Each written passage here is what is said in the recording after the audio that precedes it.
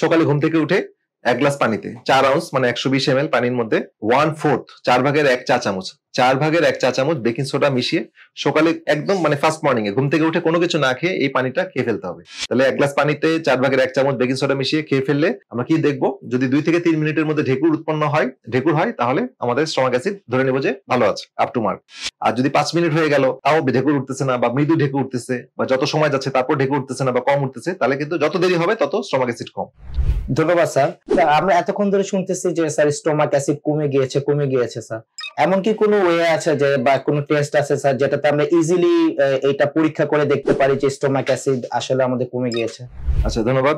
এটার জন্য টেস্ট আছে, অবশ্যই টেস্ট আছে, কিন্তু আমরা এটা জানি না অনেকেই। তো এটার জন্য দুই রকম টেস্ট, একটা হচ্ছে আন্ডার প্রফেশনাল আর একটা হচ্ছে হোম টেস্ট।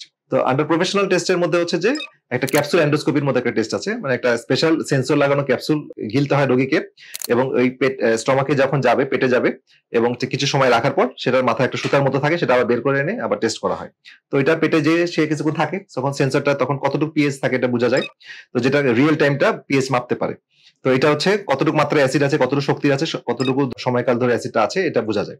এটা সবচেয়ে নির্ভুল পরীক্ষা। এটার নাম হচ্ছে হিডেলবার্গ স্টোমাক অ্যাসিড টেস্ট। বাট এটা আনফরচুনেটলি বাংলাদেশে এটা এখন আমার জানার মতে অ্যাভেলেবল না, তবে আমরা চিন্তা করতেছি এটা ফিউচারে অ্যাভেলেবল করব।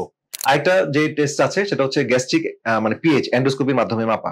তো এন্ডোস্কোপি মাথায় একটা সেন্সর থাকে, যখন এন্ডোস্কোপি করে ডাক্তাররা তখন ওইটার মাধ্যমেও পিএইচটা মাপা যায়। তো এটা একটা টেস্ট, বাট এটা একটা ইনভেসিভ টেস্ট, মানে এটার জন্য ডক্টর লাগবে এবং এটা টেকনিক্যাল স্কিল হ্যান্ড লাগবে, তো এটার মাধ্যমে করা যায়।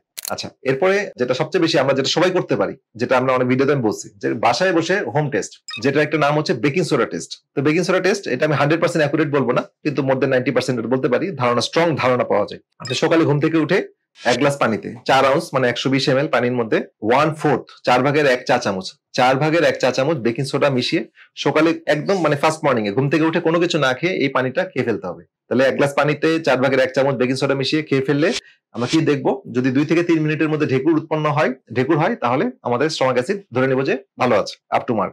আর যদি ৫ মিনিট হয়ে গেল তাও ঢেকুর উঠতেছে না বা মৃদু ঢেকুর উঠতেছে বা যত সময় যাচ্ছে তারপর ঢেকুর উঠতেছে না বা কম উঠতেছে, তাহলে কিন্তু যত দেরি হবে তত স্টমাক অ্যাসিড কম। এটা ব্যাখ্যাটা কি? স্টমাকের মধ্যে থাকে হাইড্রোক্লোরিক অ্যাসিড এবং আমরা বেকিং সোডা থাকে সোডিয়াম বাইকার্বনেট, দুইটা মিলে রিঅ্যাকশন হয়ে কার্বন ডাইঅক্সাইড তৈরি হবে। যত হাইড্রোক্লোরিক অ্যাসিড কম থাকবে তত কার্বন ডাইঅক্সাইড তৈরি কম হবে, তত ঢেকুর কম উঠবে। তো এটার মাধ্যমে আমরা বাসায় বসে করতে পারি।